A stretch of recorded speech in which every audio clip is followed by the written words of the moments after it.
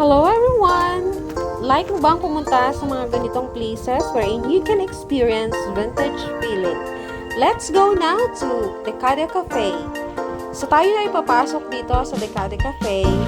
Dito ay makikita mo yung iba't ibang mga lumang mga kagamitan na ginamit noong mga early part ng ating century dito sa Philippines. So ito po yung isang miniature na tindahan kung saan may karatulang Kulapo. So, ito po ang entrance papunta doon sa Decade Cafe. So, actually, ito na yung Decade Cafe. Ano ba yan? Okay, so let's tour around this place. This is really very nostalgic kasi parang you're going back to the old times. So, makikita mo dito yung mga kagamitang nung early part ng century or middle part, or ang iba dito ay makikita ng mga later part ng ating 21st century. So, ang titingnan mo, may iba't ibang mga kagamitan na ginamit ng ating mga magulang, ng ating mga grandparents noon. So, kung makikita ninyo, halos lahat ng mga gamit dito are made up of wood. Okay, so di ba ganyan naman talaga yung nakagamitan noon. So ito yung ice crusher machine na actually naabutan ko pa to. Pero bihira ko na lang siyang nakikita nowadays. So parang mga middle part of the year 2000s nandiyan pa yung ganyang klaseng ice crusher machine. So pupunta tayo dito sa kabilang parte kung saan makikita yung mga upuan. So, ganito yung aming tambayan nung kami maliliit pa kasi sa barrio or kaya sa mga remote area, sa countryside, ganito talaga yung scenery. Ano? So, parang it's really like naluluha ako dahil nakikita ko yung mga gamit na naabutan ko pa nung kabataan ko. Pero itong poso na to, naabutan ko talaga to. So, ito yung tinatawag na weighing scale. So, timbangan ito. Ito din yung talagang excited akong makita dahil hindi ko na talaga siya nakita sa ibang mga parte ng ating lugar. So, ito yung tinatawag na Petromax na kung saan sa mga baryo, kung walang electricity, ang gamit nila ay Petromax, lalo na during the times na may mga patay or may mga salo-salo. So, ito din yung plansyang naabutan ko din. Plansya di uling ang tawag dito because it uses charcoal or yung nagbabagang charcoal para uminit yung plansya. So, ito yung ang base nito ay base ng makina o ng Singer sewing machine. So, hindi ko alam kung saan na yung kanyang pinaka-sewing machine talaga. So, tayo ay, of course, papasok mamaya sa bahay na ito. But before that, let me show you the Capiz shells na ginagamit na pang decoration noon.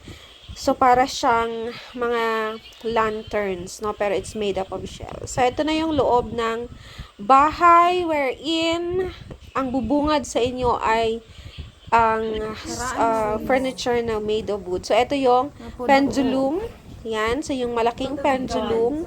Alam naman natin na pag pendulum, while the pendulum is moving, the hands of the clock are also moving. So, yan yung nagdadala kung paano nag-move yung hands ng clock. So, yung nakita natin kanina yun yung banga. So, ito yung component.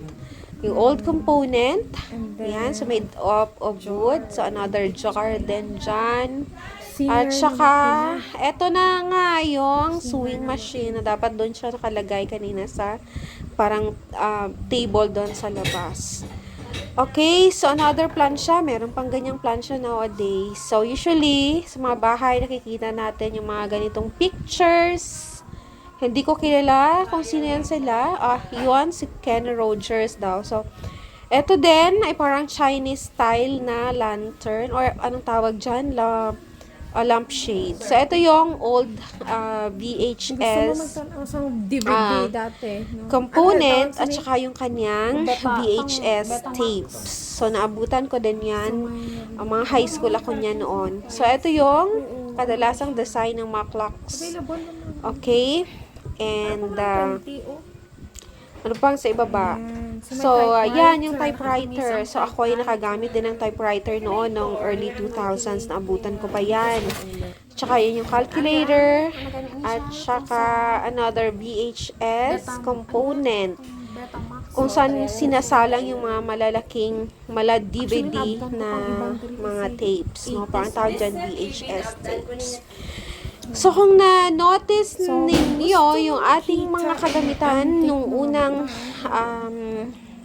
mga early nung mga 1980s, 90s, at early 2000s ay more on made up of wood. So, ayan yung lampara sa iba-ibang design ng lampara. Yan. So, lampara or kerosene lamp.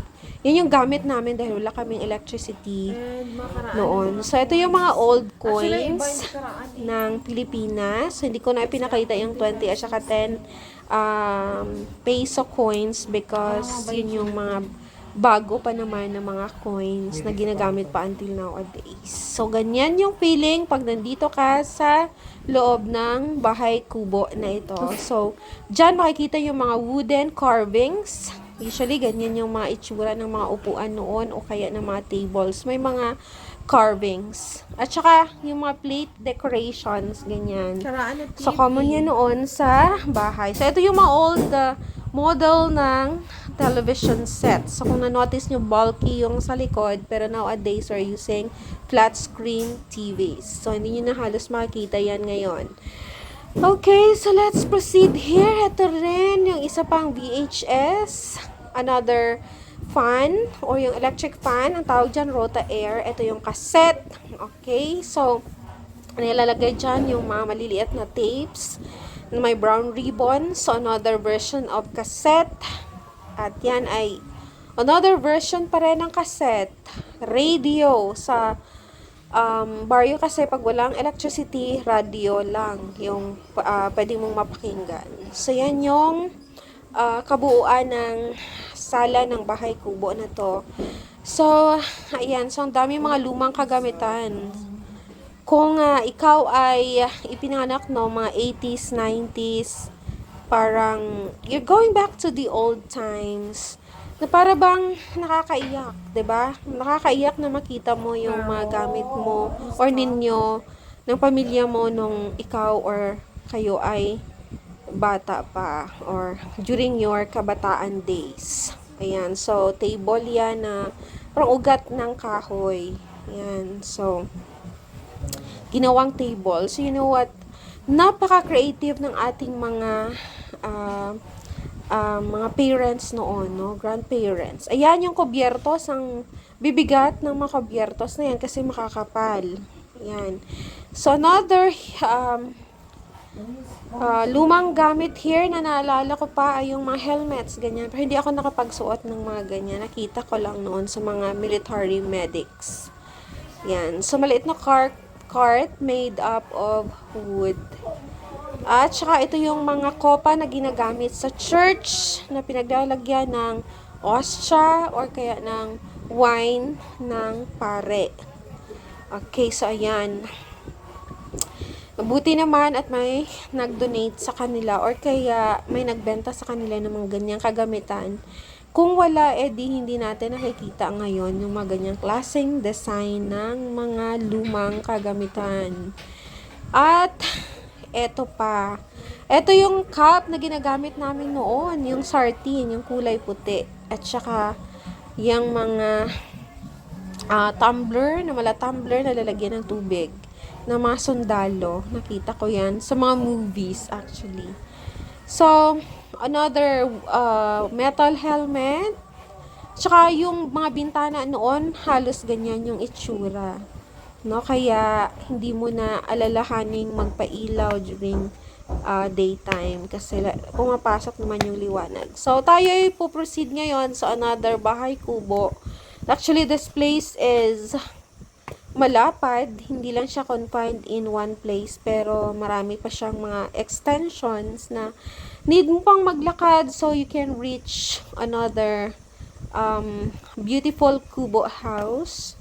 And doon sa dulo ay makikita natin yung iba't ibang mga artifacts din na ginamit nung sinaunang panahon. Not really sinaunang panahon, pero yung mga earliest, middle, at tsaka later part ng 21st century. So, eto yung papunta doon sa another house na kung saan pwede raw mag-accommodate ng 5 to 6 persons. So, kung gusto ninyong mag-unwind and gusto ninyo ng peaceful place where you can spend a night with your family or friends, I think this is the best place for you. So, napakaganda ng tanawin, guys.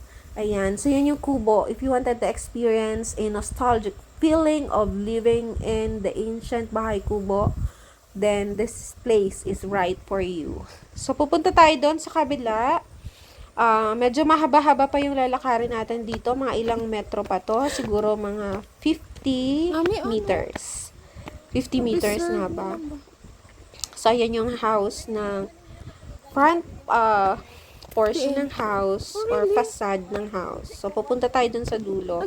Tignan natin kung ano pa yung ibang mga pwede nating makita doon ng mga gamit na nung mga early part ng century lang available or nag-exist. So, ayan yung place where you can see this kalesa. So, kung titingnan mo yung kalesa, parang ang bigat kasi ang kanyang gulong ay made of steel at saka made of wood. So, feeling ko kaawa-awa yung kabayong hihila nito kung mag-isa lang siya. Tapos may sakay pa talaga.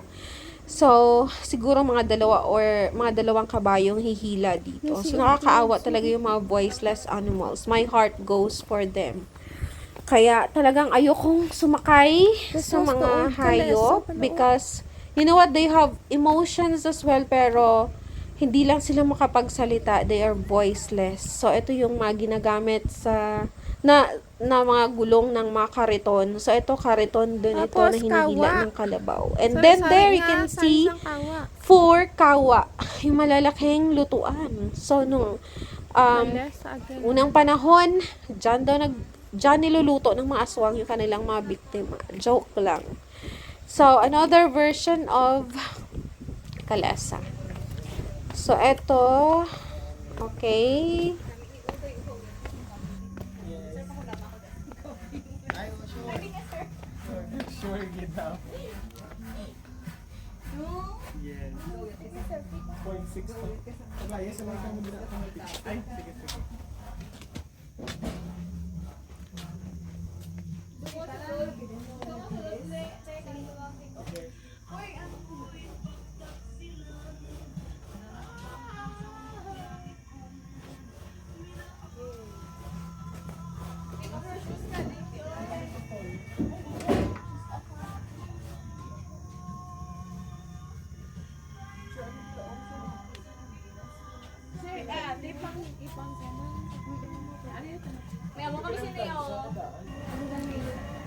Ano